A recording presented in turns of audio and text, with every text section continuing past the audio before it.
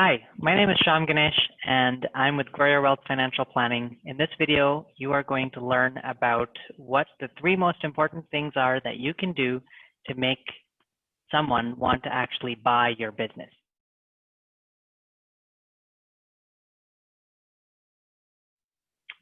So I have a special guest here with me.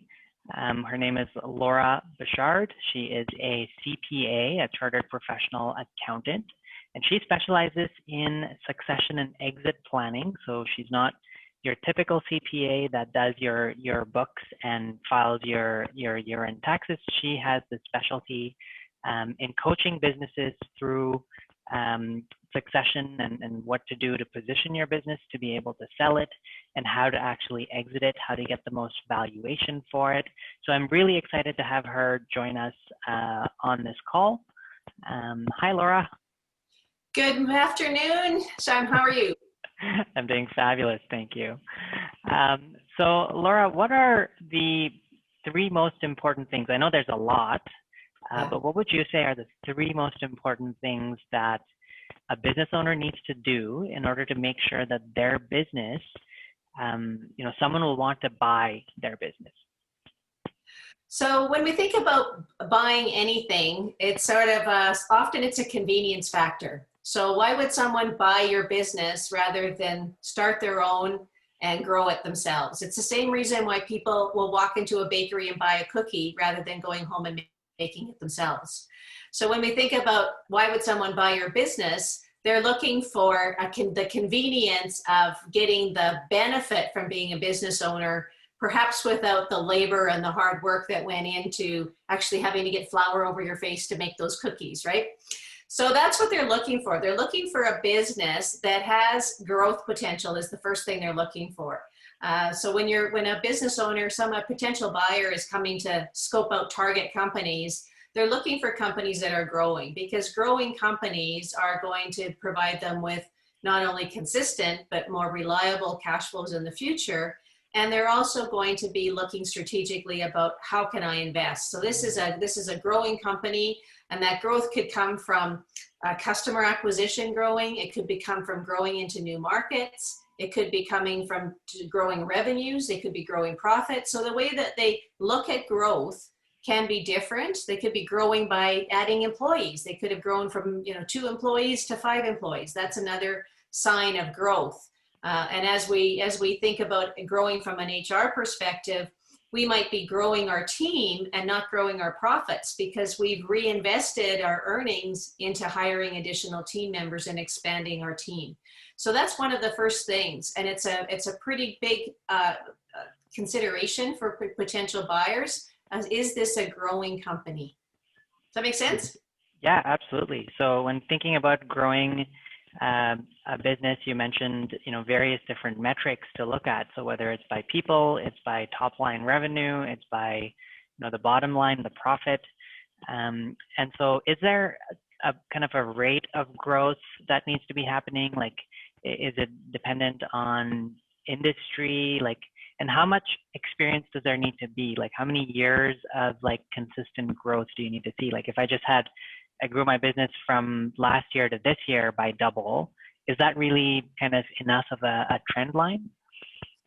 If you double your business, 1 year over another, it's certainly going to act in your favor. Being able to continue to double a top line revenue, it gets harder and harder as your business grows, for sure.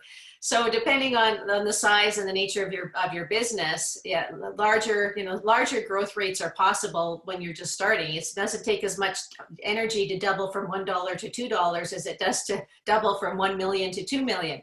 So if you want to be considered sort of top, one of the top contenders in this particular market, we generally are looking for a 25% growth rate in top line revenues year over year. Year over year. And okay. And that's often why companies start growing through acquisition, is because generating that growth internally organically from their own base is sometimes more difficult than going out and buying another whole bunch of customers by buying up the competitors.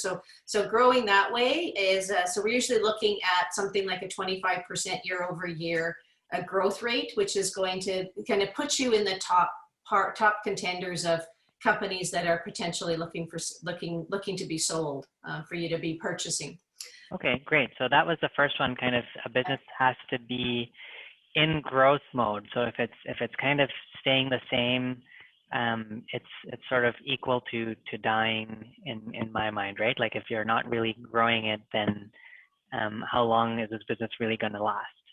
Yeah, and like during these times when we have a recession and the economy is actually contracting, if your business is staying the same, you're still going to be perceived as doing very well, right? So we are, you know, when we've got an economy that's expanding over time, then we're looking for the industry or your business to be growing faster than the economy, 25% being that great benchmark. But you know, if you're right now running a business that has been impacted by the recessionary times and you are holding your own, you are doing fabulous. Right on. Okay, very good. Very good perspective to have. What's in your mind, Laura, the second most important thing to do for a business owner to make sure their business is sellable, like somebody wants to actually buy it? Yeah, my top number, well, so it kind of lies right up there with number one or number two, is to have a recurring revenue stream. So when we talk about recurring revenue, sometimes people think, well, it's just repeat customers. That definitely is one form of recurring revenue, but it's not as highly valued as some other forms. So you think about subscription models, right? So, you know, think Netflix is a good example of that. Costco. Yeah, Costco membership, subscriptions, your Microsoft 365 subscription, your iCloud, you know, you set it and forget it. And they're billing you every month and it's mindless. You don't even think about it. It shows up on your credit card every month. So those sorts of businesses or having those sorts of revenue streams come in because now we've got predictability. We can predict that we're going to have that revenue stream for the next 12 months or the next 3 years, depending on what your lifetime value of a client is or how long you typically hold your clients. But it's often about 3 years in subscription models. And I think Netflix probably enjoys a longer tenure than that. But a lot of software that's on the cloud has gone to those sort of models. It's an annual or a monthly subscription that you're paying for your technology. But you can also bring that into product-based businesses as well. We see things like auto ship. We see, you know, surprise boxes being sent. You can sign up for your meal delivery plan and you're just going to set it and forget it. And it's going to show up at your doorstep every day. So creating recurring revenue streams is a really important part for any business. And often as consultants, we're challenged to say, you can't create a recurring revenue stream for my business, but we can.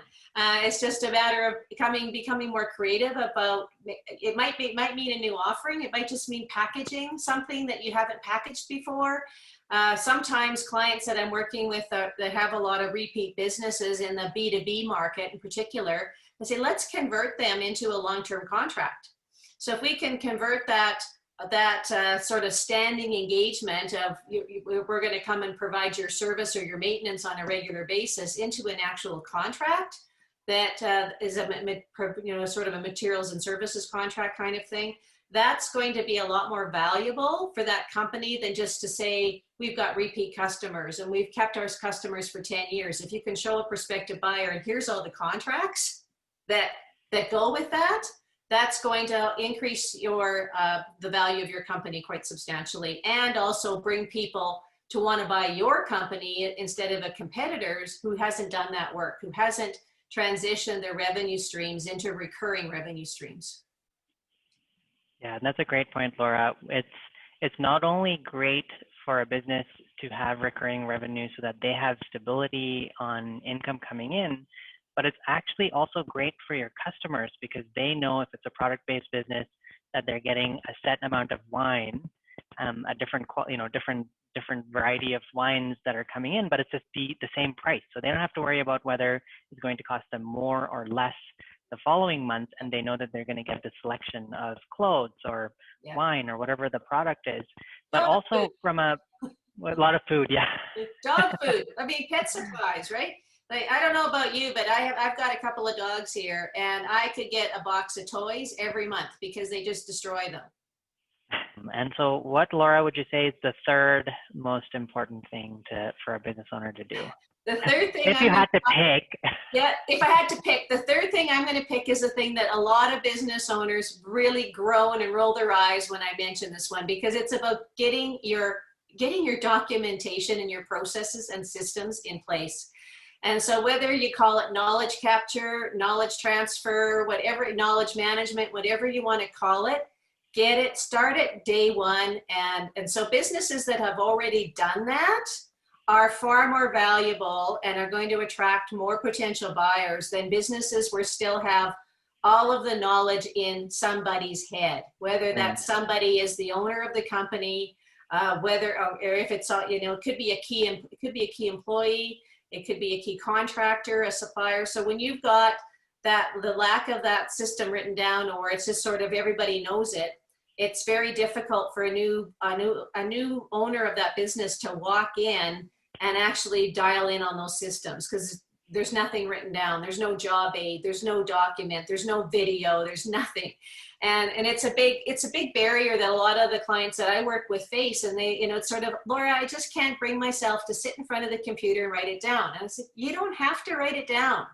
Let's figure out what is the best way for you to capture. If you just want to talk, then let's capture it in either a voice to text technology. Let's capture it in an audio file, because we can send it to all kinds of different services out there to transcribe it, to put it into a document. If you want to talk through a process, we can send it off and they'll put it in a nice flow chart for you. So you don't have to capture it by sitting at a computer and typing it up, which is often the barrier. So, you can have somebody follow you around with a video camera and capture that. Then we can get it transcribed, or we can edit the video. So it's a video manual rather than it being a document. So there's lots of ways. Way cooler. Yeah. To present than a frankly, I think like a document would be way more boring than a video. If you hire a new employee or have a new business owner, having the video video manual, a bunch of 2-minute videos that show how to do various processes can be super valuable. Even if you capture it in video, you might leave it in video, especially when you think about how is somebody going to consume this. So if somebody needs to go look this up, are they going to be out on the floor doing their job? Are they out in the field? And are they going to have their phone with them? And if their phone, are they going to be able to pull it up on a YouTube channel? Or are they going to be able to pull it up on a document, and it's going to be, you need a micro magnifying glass to see it. So, you got to think about how people are going to consume this at the end of the day. I have this conversation all the time with my husband. We have a farm in Saskatchewan, and, all of the how-to stuff is really mechanical, right?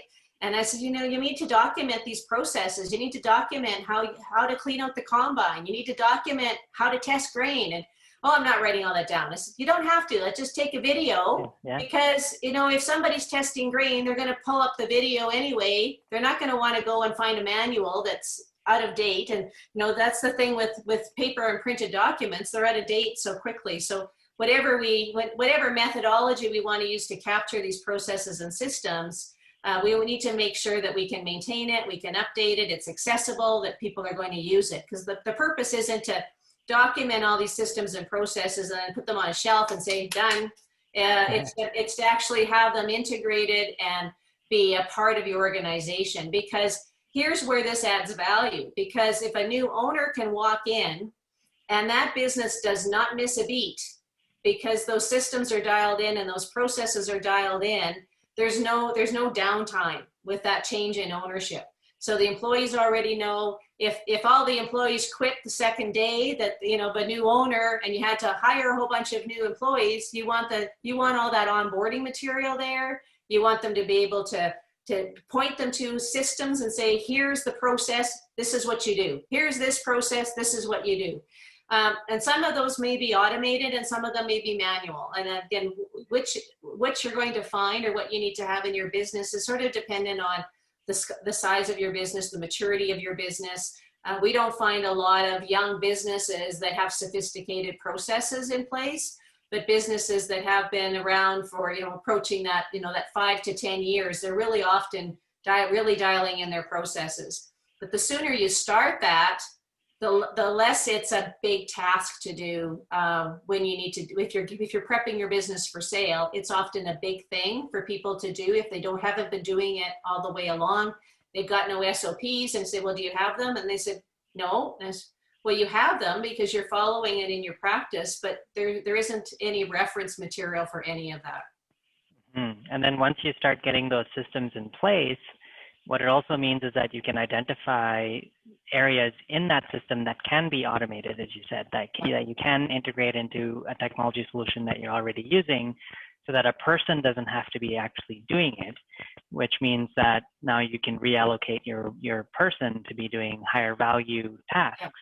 Yeah. And again, that's going to then drive profitability, which then makes someone want to buy your business even more. So yeah, and though, again, processes are not fun. Like you can find, like, there are people that love that kind of work. So those are the kinds of people, if you're going to delegate some of it to, you might say capture it in your video or audio or napkin format or post-it note format, whatever it is. Send it off to people who live and breathe Gantt charts and MS Project and love to put these things into beautiful formats, or video, do the video editing for you. So you don't have to do it from start to finish of that project.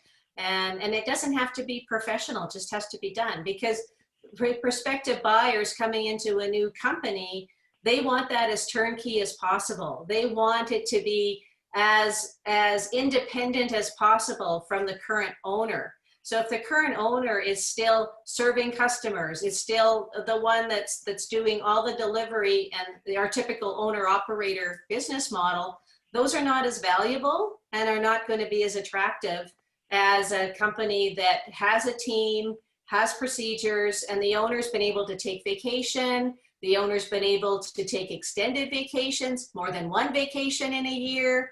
Those companies are more valuable, and thus they're going to attract potential buyers, because buyers, again, like using the cookie example, they want to come in and eat the cookie. They don't want to have to buy the ingredients and mix it all up and bake it and now have it. They want to walk into that kitchen and that bakery and already have all the recipes dialed in, already have customers coming in, already have the brand, already have quality control in place, because that's way easier.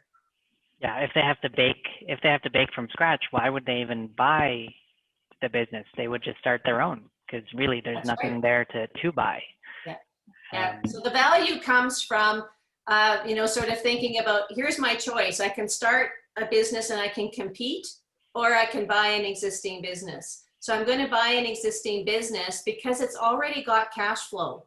It already has customers. It already has a telephone number, a brand. It might already have a website. It might already have social media followers. It's already got some traction.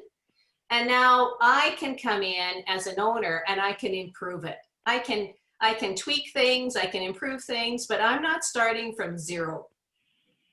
Yeah, awesome. Well, thank you so much, Laura. That was a great conversation. 3 incredible ideas for any business owner, whether they're planning to sell now or haven't started contemplating it, but know that they need to or will want to at some point down the road, either of their own choice, or hopefully, as does happen sometimes, life happens, unexpected things happen. So just really important things for everybody to consider. Really, really appreciate your time, Laura.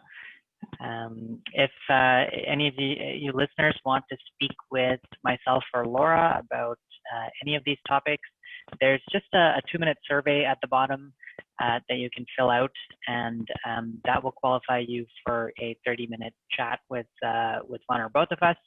And we'd love to walk you through any ideas that you're thinking of. And it's all about networking and getting to know each other and helping each other out. So please do reach out, take 2 minutes to fill out the survey below, and we look forward to connecting one-on-one.